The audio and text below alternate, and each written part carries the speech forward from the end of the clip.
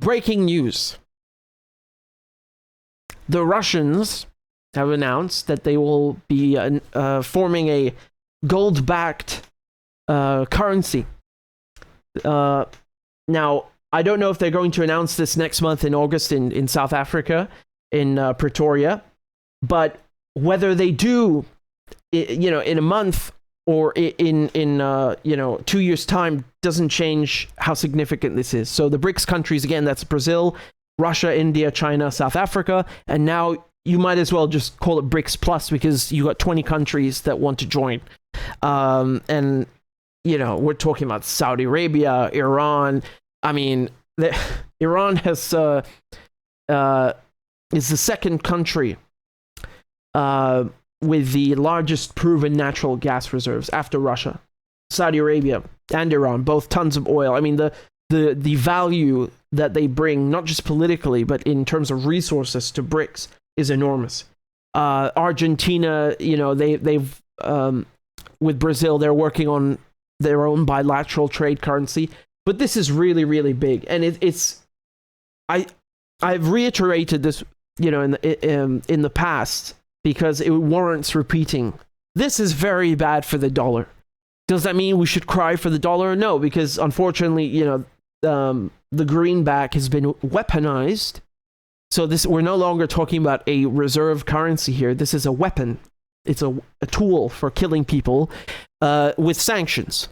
Unfortunately, that is what it has become. And that's it's no one's fault other than Washington's. But here's the announcement. This was from the Russian embassy in Kenya. So they posted this on the 3rd of July, and they said the BRICS countries are planning to introduce a new trading currency, which will be backed by gold. More and more countries recently expressed their desire to join BRICS. Now, you notice the absence of a timeline, because a lot of people think that, due to the summit taking place next month, that it's next month where they're going to announce it. No, not necessarily.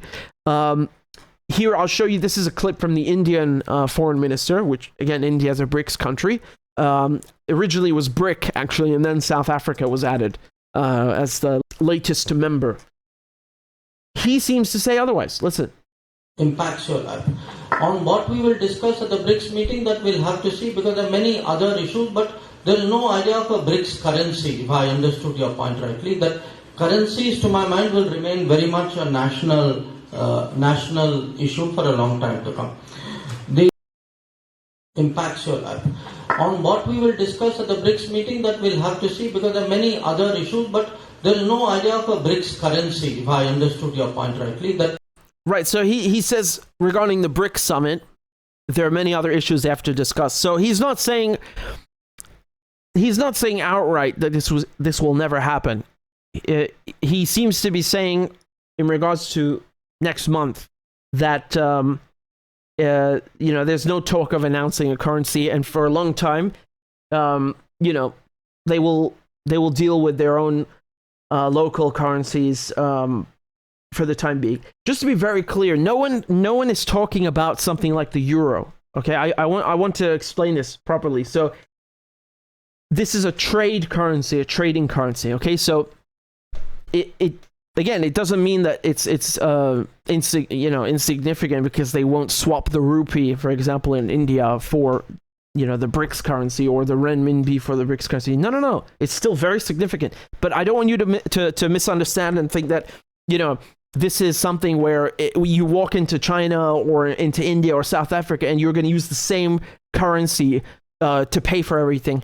No, this will be something, for example, where oil sales are denominated in this currency. Okay, so for example, let's just call it BRICS, the BRICS pound. Okay, as a hypothetical name for this trade currency. They will denominate trade between their countries and others in this currency, and then, if you want, for example, you can take that to the Shanghai Gold Exchange and swap it for gold. Okay, that's how it will be gold backed. Okay, let me play you this video. It's very important, and it's an excellent interview, and it was with Simon Hunt. Okay, and he explains this very, very eloquently. evolve is obviously a pretty closely guarded secret between the Sherpas of the BRICS Plus, who are organizing the meeting in the end of 22nd to 24th of August. I think that there will be a lot of discussion. I think a roadmap has been planned. How much will be announced at the BRICS meeting is questionable. It clearly requires an awful lot of work to see that whatever is the new currency, how it will work. So we will probably see hints of what they are going to do.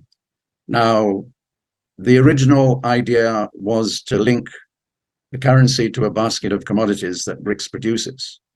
I think that has evolved into whatever is the currency will be convertible into gold. Now, it can either be using the renminbi to be convertible, which actually it is now.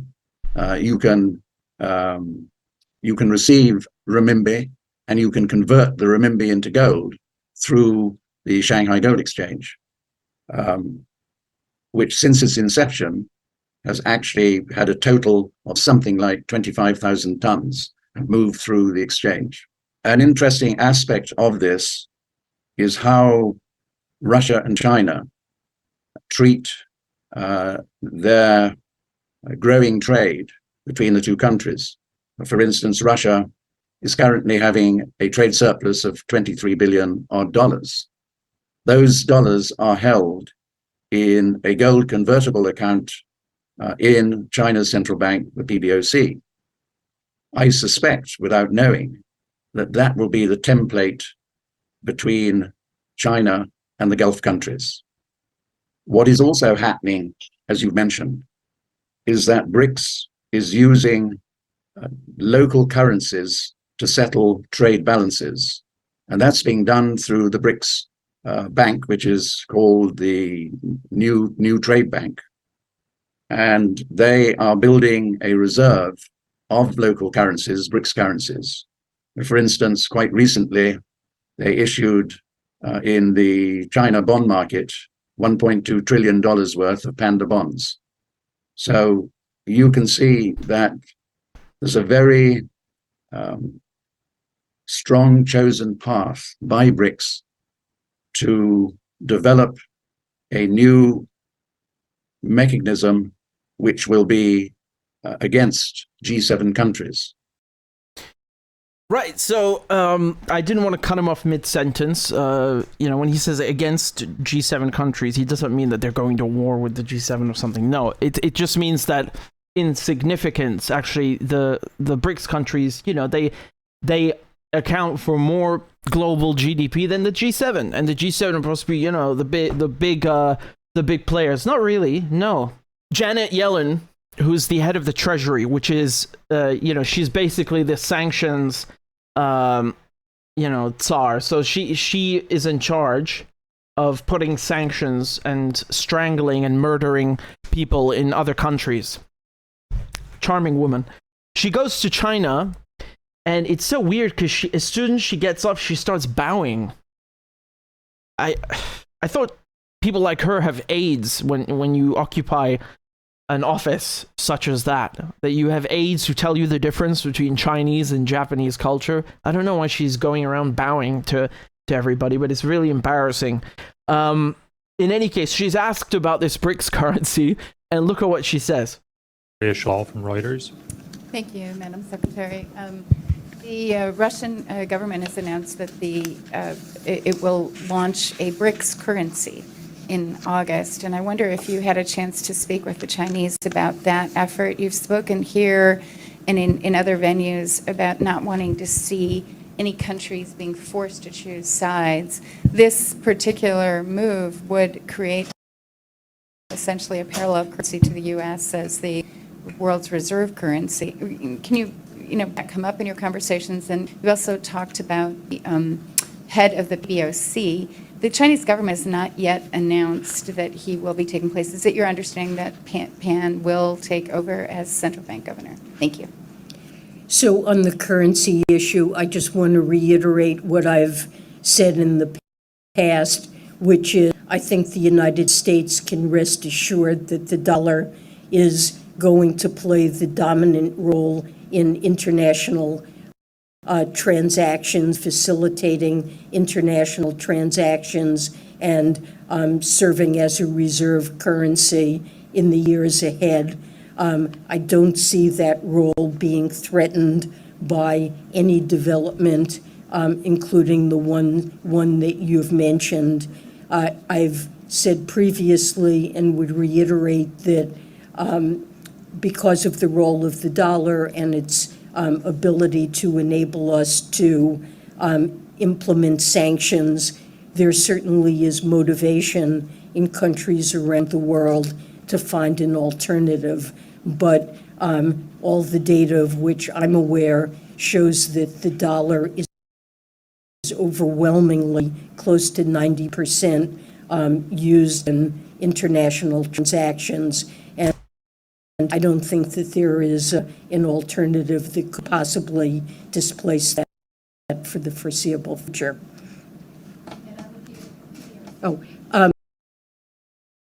Well, I don't know. I will let you know. I mean, for the foreseeable future, yes, she's correct. I've told you this a million times before. We're not going to wake up tomorrow morning and, suddenly the dollar is no longer relevant. No, it's, this is going to take some time. But the pace at which these plans and mechanisms are being implemented and coming into, coming to fruition, it's in turbo mode. It's turbo mode. They are going full speed with this, and the Americans have no one to blame but themselves. Well, I was looking for this clip of hers, and then I came across this drivel, which is it's so painful to listen to. But I want to just see if you can keep track of what this person is saying. I have no clue who they are, but they seem to really be confused about what BRICS is, and where this motivation comes from to get off of the dollar. As the simple story may be that inducting Ukraine into NATO will kick off some big explosions, there's actually some bigger news which could lead to total chaos and something more substantial for you. And that is, my friends, the BRICS currency. Welcome to the future. BRICS gold-backed common currency, a shock to global fiat money system, says economist, as Russia confirms launch in August. BRICS dollars, backed by gold. Brazil, Russia, India, China, South Africa, and perhaps containing a few... No one said this is being launched in August. There is a meeting in August. No one, I showed you the statement from the Russians. Literally no one is saying this in August. Also, they're not called dollars. No one knows what it's called yet, but okay, it gets worse. Few other countries, including Saudi Arabia. They'll begin trading in a BRICS currency. The US dollar will fall. And when that happens, my friends, I hope you are prepared to own nothing and be as happy as you can possibly be. Because perhaps the big reason why these Western leaders have been trying so hard to make you own nothing and be happy is not because of climate change. It's not because they want you to eat bugs, but because they know there is nothing they can do to stop it. They have failed so utterly. The hope now. Yo, man, is this a parody or what is going on here? Eating bugs? I don't know if this guy is doing okay, and it doesn't seem well to me. What does any of this have to do with BRICS? Jesus Christ. Why do people insist on discussing topics they don't understand? I really don't know if this is a parody or something. Also, who in the West doesn't want you to own things? entire Western world is based off of capitalism and materialism. It is nothing but materialism the entire time. Of course, they want you to own things. What does this mean? Jesus Christ. Is that when the BRICS currency takes over and the U.S. loses its only reason for wealth, military might, and the forced petrodollar, your standard of living is going to drop so rapidly and dramatically, you're going to feel it. You'll own nothing. You won't be happy. But they're hoping if they can. Oh, okay. So you're going to get a taste of your own medicine, is what you're telling me. Okay. Christ. Where do we begin with this one? I mean, this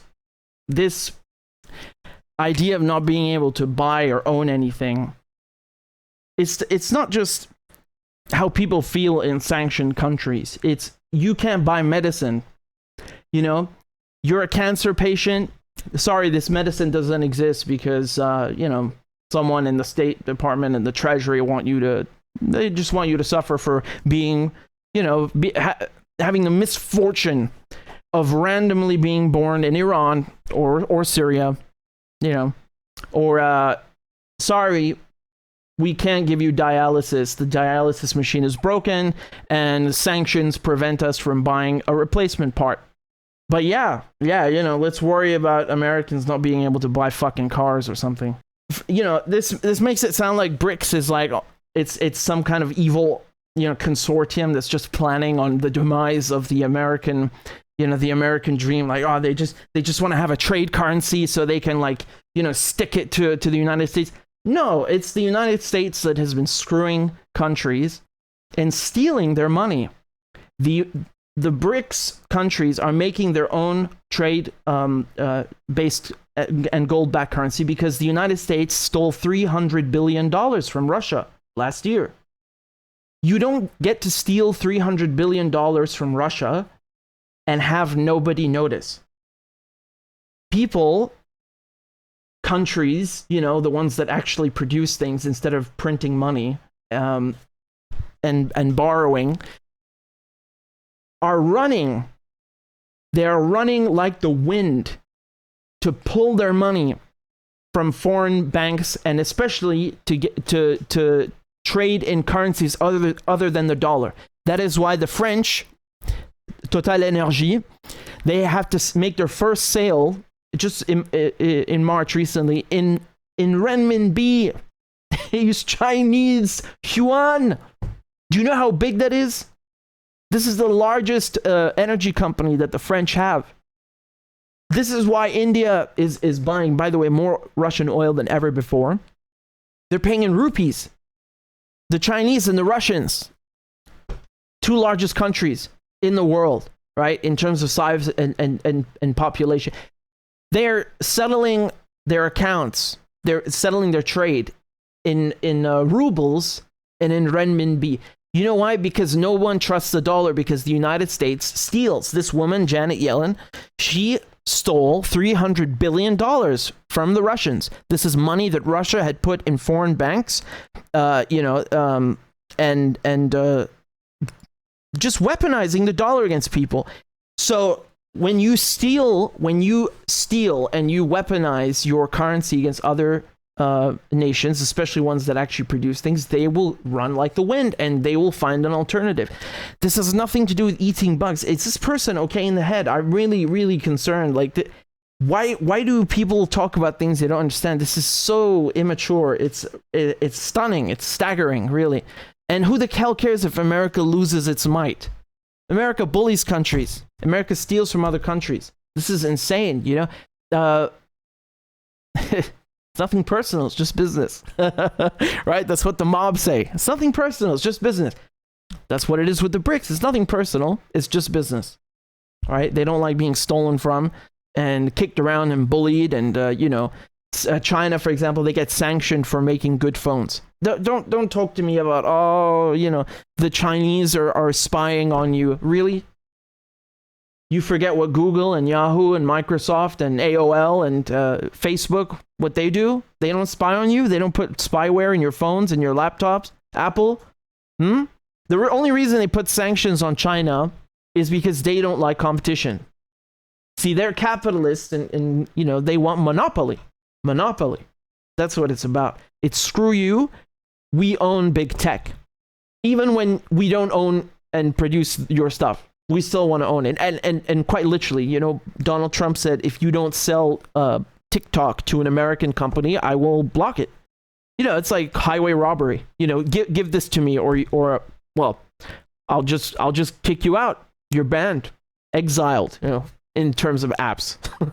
that was really it, right? He said you sell it to Microsoft or to any American company. Like, he doesn't even care. It just has to be an American company, or you're banned from the Play Store and the App Store. I mean, this is one of the lesser sanctions in terms of human impact. You know, if you can't download TikTok, you're not going to die. If you have cancer and you can't, you know, get medicine, yeah, you will die. Or if you can't eat, you know, I think anyone who doesn't understand why the BRICS countries are making their own currency, try going without food, you know, without eating properly. I don't know, for a couple of years, you know, try not having fuel for the car. Go ahead. See how long you last. Pakistan uses Chinese yuan to buy cut price oil from Russia. Okay, so not dollars, no dollars, no thank you. The Chinese and Russians are not only making an alternative, they're not only settling, you know, their sales in renminbi and in rubles, but they're also making their own alternative to SWIFT. I mean, this is not new. This started already in 2014. You know why? Because in Ukraine, they started with this crap with sanctions on Russia. So already back then, the Russians knew what was coming. I'm actually shocked. I'm shocked that the Russians, they really believed, like, yeah, our money is safe. Man, I mean, you're supposed to know better than that. You knew they're going to rob you. I mean, you should have known that they're going to rob you. 300 billion. And they wonder why Russia was demanding for, you know, that they pay, that Europeans pay in rubles for the gas. You know why? Because the accounts will be in a Russian bank where the money cannot be stolen.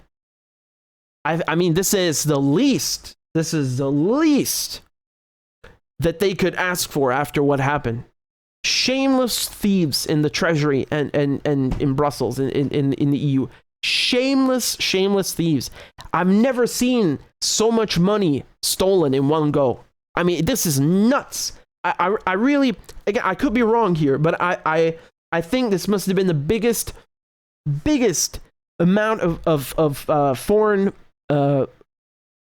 reserves stolen by one country from another. I mean, this is insanity, really insanity. Just going back, this from Business Insider, right? So, China importing $88 billion worth of major commodities, including oil and fuel from Russia in 2022. So that's 52% up in value from 2021. And then if you look also at India, so this is, yeah, you can see India is buying so much, it even surpassed China in terms of seaborne imports. Although it should be noted that China also gets via pipe, you know, I think 800,000 barrels a day via pipeline, if I'm not mistaken, right? And I mean, this is kind of funny with Nord Stream, which we were just discussing, because they thought that, oh, we'll blow Nord Stream up and then cut into the Russians' revenue and deprive them of revenue.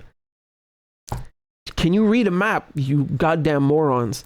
The Russians, largest country on earth, they have China next door, India, all of these Asian countries, just a stone's throw away, that are more than happy to buy all of their gas and oil. They don't need you. Oh, God. So, I find this entire chapter fascinating.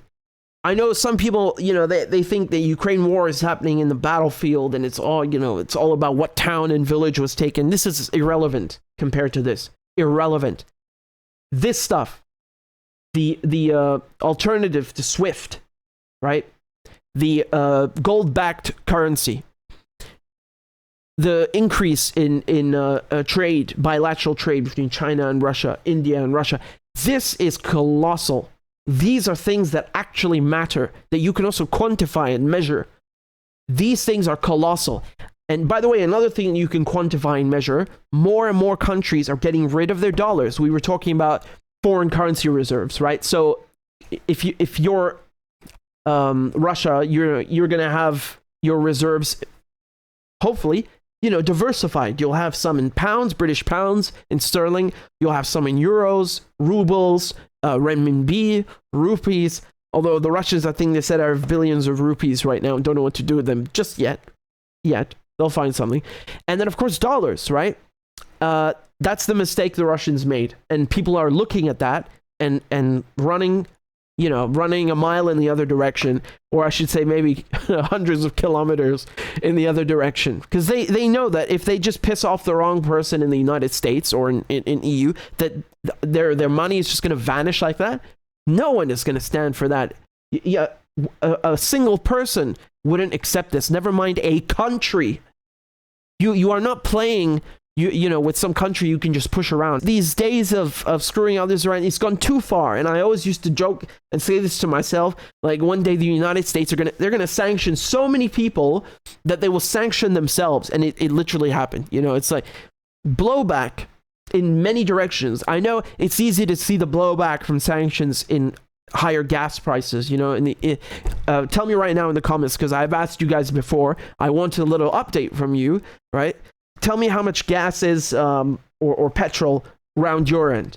I mean, about a year ago, some of you were telling me $7 in California for a gallon. Tell me right now how much it is. But my point is that you can see these sanctions blowing up in America's face or the EU's face with higher cost of living and also inflation. One of the other ways that you don't see it, but which is very important, is like this: when countries are getting rid of their dollars and diversifying not just their foreign currency reserves, but also their trade, right? Their bilateral trade. So you're telling me, one of you said $5.50 in California. Sean said 1.4 per liter in Calgary in Canada. Okay, so that was. Okay, Northern Virginia, $3.30 a gallon. Subbit says 10 cents. 10 cents in Iran. That's not a joke, by the way. This is real. It's that cheap in Iran. It's amazing. Huh? Now, and you wonder why. You wonder why they hate Iran. They hate Iran because Iran put an end to the looting and the theft of its oil. So this started in Abadan in 1909. So British Petroleum started building the first pipes, and then the refinery, and then they wanted to blow it up or sabotage it before being kicked out. But then, of course, they came back with the Shah. Anyway, Cordy says 30 cents per gallon in Iran. Wow, it is wow. Yeah, I mean, I don't know if it's someone's 10 cents, right? So Rockin from Houston in Texas says 2.78. One of you said 1.4 pounds in per liter in Glasgow.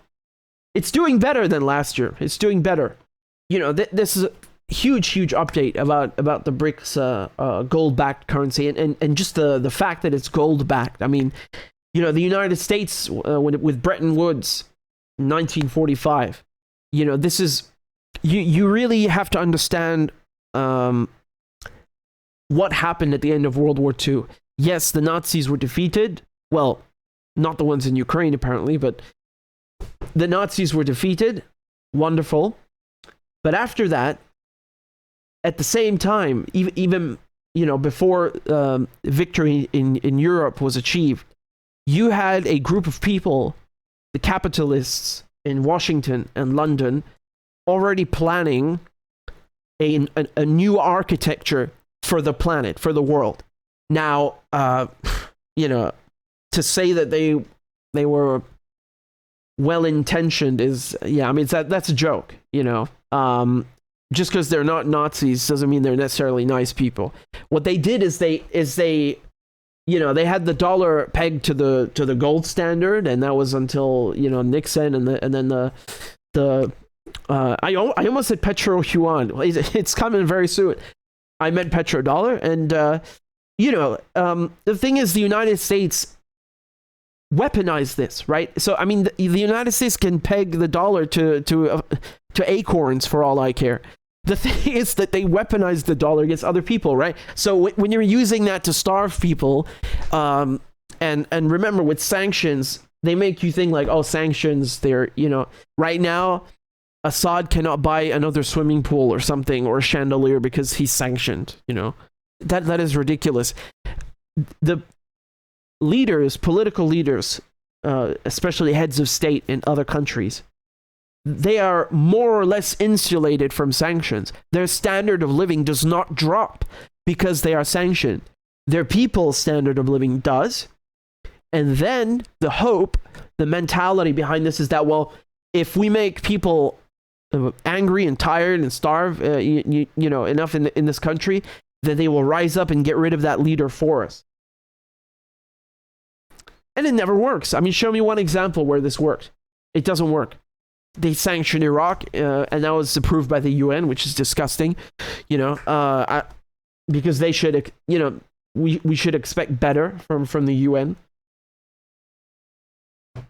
The sanctions, but again, it was a US-led effort, of course, right? Sanctions in the 1990s. 500,000 Iraqi children killed. I don't even know what the number is for the adults, because it's just, I mean, I think the first figure speaks for itself. Are you going to tell me those children were supporters or members of Saddam Hussein's entourage or some shit?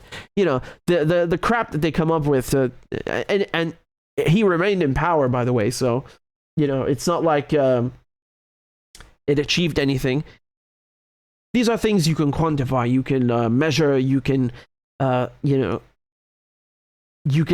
study as fact that just like cluster bombs, sanctions kill and hurt civilians more than anyone. This is an indisputable fact.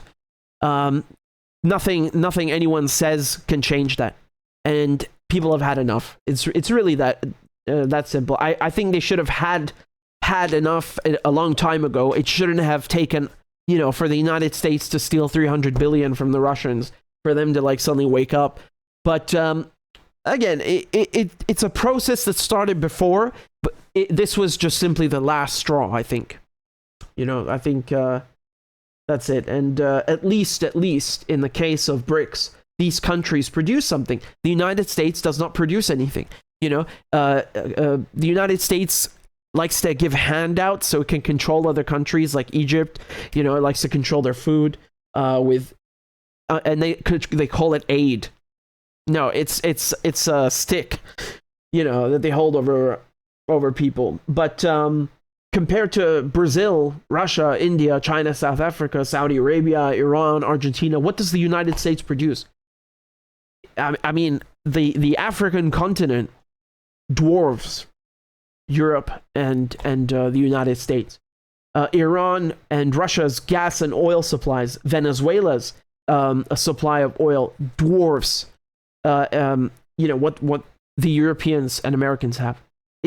The only control that America has achieved through the dollar is through screwing around, through manipulation. And as I said, this was an architecture that was planned right at the end of World War II with Bretton Woods.